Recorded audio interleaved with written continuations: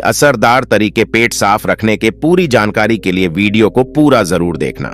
Video को शुरू करने से पहले अगर आप महात्मा गौतम बुद्ध को मानते हैं तो चैनल को जरूर सब्सक्राइब करें। तो चलिए दोस्तों, वीडियो को शुरू करते हैं। आयुर्वेद के सिद्धांत के अनुसार जितना समय आपको पेशाब यानी कि टॉयलेट करने में लगता है, उतना ही समय पेट साफ होने में लगना चाहिए, तभी आप स्वस्थ हैं। लेकिन बहुत सारे लोग टॉयलेट में बहुत देर तक बैठे रहते हैं, मोबाइल चलाते रहते हैं, न्यूज़पेपर पढ़ते रहते हैं, लेकिन उसके बावजूद उनका पेट साफ ठीक से नहीं हो पाता और इसी कारण से उनके मन का संतुलन पूरे दिन बिगड़ा रहता है।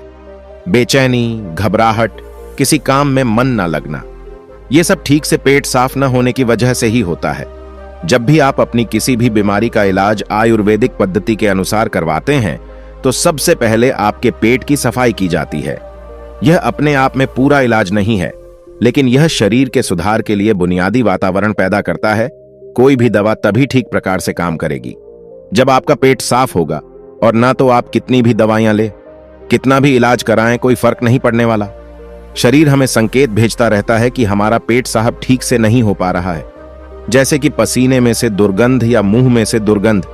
अगर वहां से दुर्गंध आ रही है तो हमें समझ जाना चाहिए कि हमारा पेट ठीक से साफ नहीं हो पा रहा है और हमें इसका हल ढूंढना होगा। ठीक से नींद ना आना, मानसिक समस्याएं, ये सारी चीजें पेट साफ ना होने के कारण ही पैदा होती हैं। आज की इस वीडियो में हम उन सबसे आसान और सबसे असरदार तरीकों के बारे में बात करेंगे जिनसे आप अपने घर पर रहकर बिना किसी दवा के अपना पेट साफ बड़ी आसानी से कर सकते हैं। सबसे पहले हमें यह समझना चाहिए कि आज के समय में हमारी दिनचर्या और हमारा खानपान पूरी तरह से बदल चुका है और उसी बदलाव की वजह से हमारे शरीर में नाना प्रकार की बीमारियां पैदा होती हैं और हमारा पेट भी ठीक से साफ नहीं हो पाता। उदाहरण के लिए आज के समय में ज्यादातर लोग फ्रीज का पानी पीते हैं, जो कि बहुत ठंडा होता है, और जितना ठंडा पानी आप पिएंगे आपके पेट में जमा गंदगी उतनी ही सख्त होती जाएगी और इसी कारण से कब्ज जैसी बीमारियां पैदा होती हैं। अगर पानी को गर्म करके गुनगुना करके पिया जाए तो पेट की गंदगी बड़ी आसानी से बाहर आ पाएगी। सुबह उठते ही 2 ग्लास गुनगुना पानी करके आराम से घूंट घूंट करके पिएं। कुछ लोगों को लग रहा होगा कि घूंट घूंट पानी करके पीने में बहुत समय लगेगा, लेकिन अगर यहां पर समय नहीं लगाएंगे, टॉयलेट में समय लगेगा। यह सबसे आसान और घरेलू नुस्खा है जो सब लोग अपना सकते हैं। बस संयम और नियम की जरूरत होती है। देखिए, ठीक तरह से पानी पीना आपकी बहुत सारी बीमारियों को खत्म कर सकता है। जितना हो सके दिन में ज्यादा से ज्यादा पानी पिए, लेकिन याद रहे ठंडा पानी पीने की बजाय गर्म करके एक गुनगुना पानी पिएं। आजकल बाजार में ऐसी बोतलें भी आती हैं कि जिनमें आप जैसा पानी डालेंगे, पानी वैसा ही रहेगा, तो आप ऐसी बोतल ले सकते हैं और पानी गर्म करके गुनगुना करके उस बोतल में डाल सकते हैं, और जब भी आपको जरूरत महसूस हो आप दिन में उस पानी को पी सकते हैं। लेकिन पानी के संबंध में एक बात जरूर याद रखना कि खाना खाते ही पानी नहीं पीना है, इससे आपकी पाचन क्रिया बाधित होती है। हमारे पेट में जठराग्नि जो होती है वो खाने को बचाने का काम करती है, और जब हम खाना खाने के बाद झट से पानी पी लेते हैं तो जठराग्नि शांत हो जाती है और हमारा खाना ठीक से पचा नहीं पाता। इसीलिए खाने के तकरीबन आधे से पौने घंटे तक पानी न पिएं। यह भी पता होना चाहिए कि पानी को किस तरह से पिए। एक तो खड़े होकर पानी ना पिएं। खड़े होकर पानी पीने से घुटनों में और जोड़ों में दर्द की समस्या पैदा होती है। पानी को बैठकर घूंट घूंट करके पिएं, वहीं पानी सबसे ज्यादा लाभकारी होता है।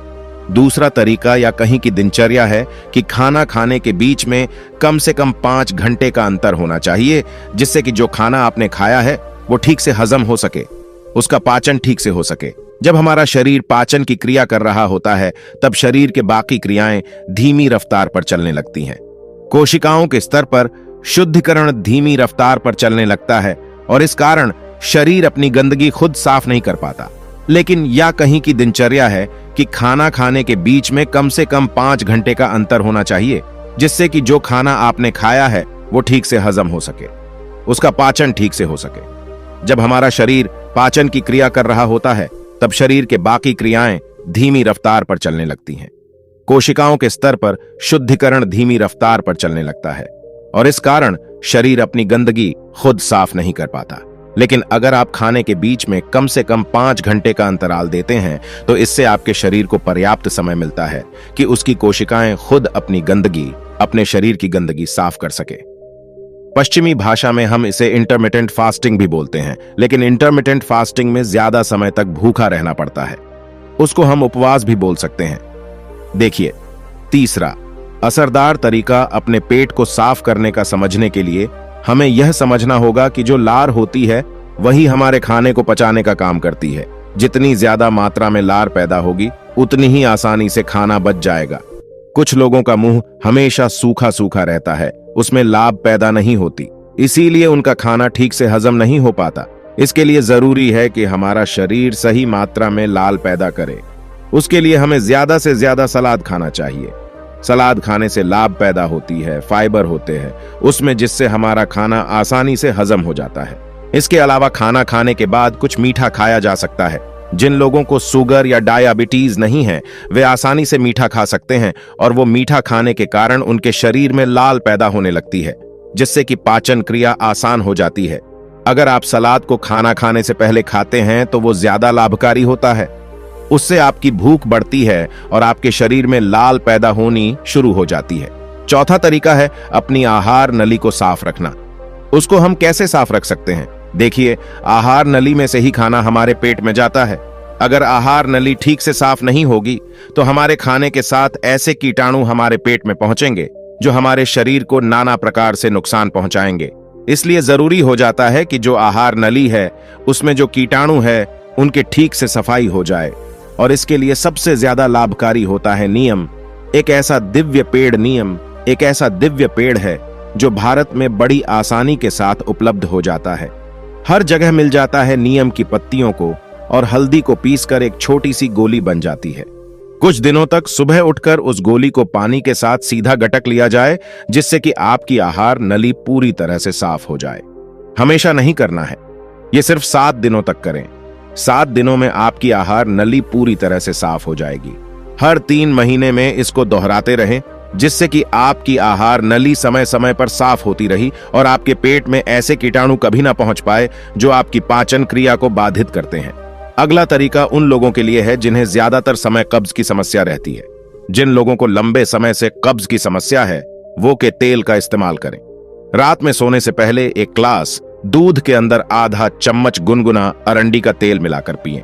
1 हफ्ता पीने के बाद पुरानी से पुरानी कब्ज भी ठीक हो जाती है। यह अरंडी का तेल दूध में गुनगुना करके ही मिलाएं और सिर्फ आधा चम्मच मिलानी है। सोने से पहले पीना है। इससे क्या होगा? आपकी आंतों के पास एक चिकनाई की परत बन जाएगी, एक कवच बन जाएगा, जिसका कारण से आपकी आंतों में खाना नहीं चिपकेगा। और खाना अगर आंत में नहीं चिपकेगा तो कब्ज की समस्या कभी नहीं होगी।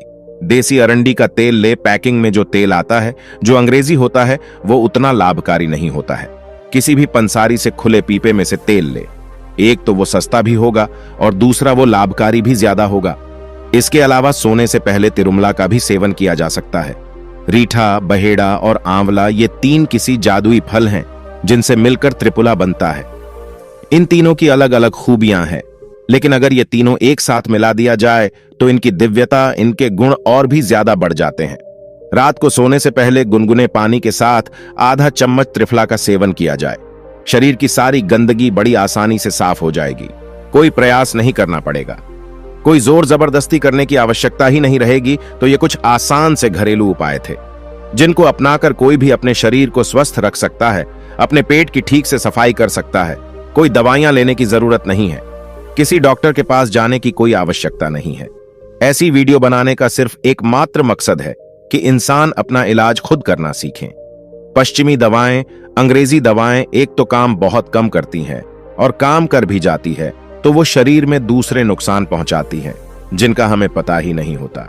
लेकिन हमारे आयुर्वेद में वाग्भट्ट जी ने ऐसे बहुत सारे तरीके बताए हैं जिनसे घरेलू नुस्खे अपनाकर अपने शरीर को हमेशा हमेशा के लिए स्वस्थ रखा जा सकता है। तो फिर क्यों हम अंग्रेजी दवाओं की तरफ दौड़ रहे हैं? हमें अपनी सभ्यता, अपनी संस्कृति और अपने ज्ञान पर भरोसा करना चाहिए, उसे अपनाना चाहिए, उसके बारे में पूरी जानकारी लेनी चाहिए। हर घर में जिस तरह से धार्मिक पुस्तकें होती हैं उसी तरह से अष्टांग हृदयम जैसी किताबें भी होनी चाहिए जिनका रोज अध्ययन करना चाहिए, जिसमें शरीर के बारे में सारी जानकारी उपलब्ध होती है। पहले यह किताब संस्कृत में होती थी, लेकिन अब उसका हिंदी अनुवाद भी आ चुका है, तो समझने में कोई ज्यादा समस्या नहीं होगी। दोस्तों, कैसी लगी ये वीडियो? आपको अगर अच्छी लगी, सहायक लगी तो अपने सगे संबंधियों के साथ इसको जरूर साझा करें और इस चैनल को सब्सक्राइब करके नोटिफिकेशन बेल को जरूर प्रेस कर दें, क्योंकि हम शरीर के बारे में महत्वपूर्ण जानकारी लाते रहते हैं। तो मिलते हैं किसी अगले वीडियो में, तब तक के लिए अपना ख्याल रखें।